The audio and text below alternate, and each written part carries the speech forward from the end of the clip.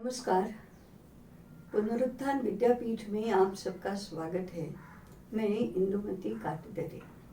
आइए गुरुकुल शुरू करें। गुरुकुल में अब होने वाले आचार्य छात्र बनकर स्व अध्ययन कर रहे हैं, अनुसंधान भी कर रहे हैं आवश्यकता के अनुसार। अब इन आचार्यों के समक्ष क्या प्रश्न है?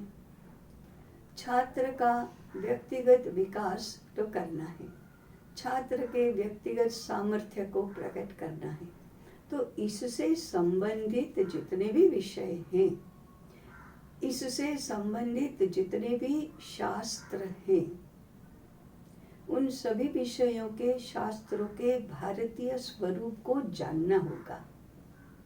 जैसे कि शरीर को स्वस्थ और बलवान बनाने के लिए आहार की आवश्यकता है, आहार पर ही निर्भर करता है, तो आहार शास्त्र का ज्ञान होना चाहिए।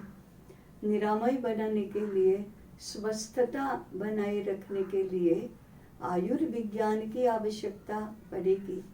इसको मेडिकल साइंस न कहते हुए आयुर्वेद कहना, इसका ज्ञान आवश्यक है, जो हमारी दिनचर्या को नियंत्रित करता है, नियमित करता है। हमारे शरीर के लिए व्यायाम की कितनी आवश्यकता है वह निर्धारित करता है।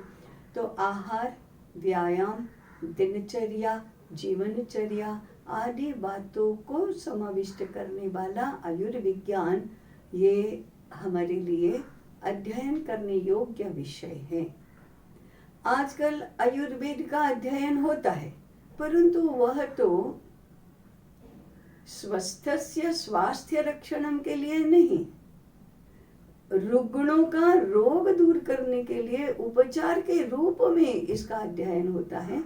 हमें चाहिए स्वास्थ्य बनाए रखने वाला, शरीर की शक्ति बनाए रखने वाला, प्रकट करने वाला ऐसा जीवन के साथ संबंधित, अर्थात शरीर से संबंधित सारी बातों का शास्त्र, ये जानना। प्राण शक्ति बढ़ाने वाला, प्राण से संबंधित शास्त्र योग है, तो योग को जानना।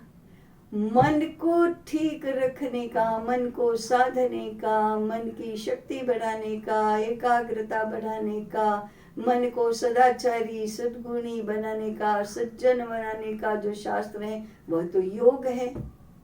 वास्तव में योग मन और बुद्धि, चित्त, हृदय आदि से संबंधित शास्त्र हैं। हमने उसको व्यायाम और चिकित्सा के रूप में डिग्रेड कर दिया है, ऐसा कहीं तो भी चलेगा।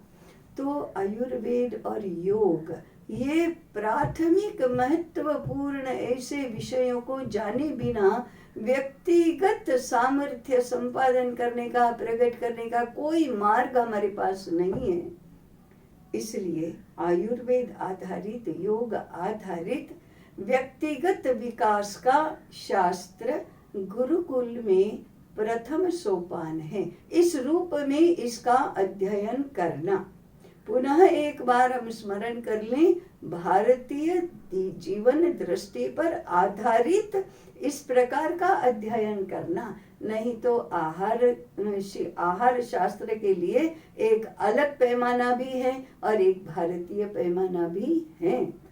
तो भारतीय दृष्टि से आयुर्विज्ञान और योग का अध्ययन आचार्यों को करना होगा।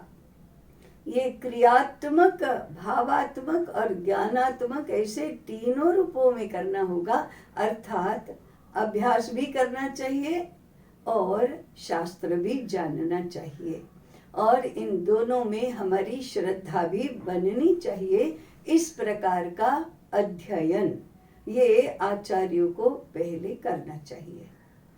दूसरे भाग में हमारी भारतीय जीवन दृष्टि का अंतिम लक्ष्य क्या है, उसके प्रकाश में ये शास्त्र कैसे पढ़े जाते हैं, इसको जानना, और फिर उसको अध्ययन करने के बाद छोटे बच्चों से शिक्षा की शुरुआत होगी, तब उनका स्वरूप क्या होगा ऐसा प्राथमिक माध्यमिक स्तर का अर्थात शिशु शिक्षा, बाल आयु की शिक्षा, किशोर आयु की शिक्षा, युवा आयु की शिक्षा, इस प्रकार से इनका क्रम से पाठ्यक्रम बनाना, उसका क्रियान्वयन का स्वरूप तय करना, ये गुरुकुल प्रारंभ करने के लिए जो जो भी ज्ञान और कौशल हमें प्राप्त करना है उसका एक आयाम है, प्रारंभ का आयाम है, महत्वपूर्ण आयाम है। और कौन से आयाम है उसका विचार अगले अध्याय में करेंगे। तब तक जुड़े रहें, चिंतन करें, यात्रा में साथ बनाएं। नमस्कार।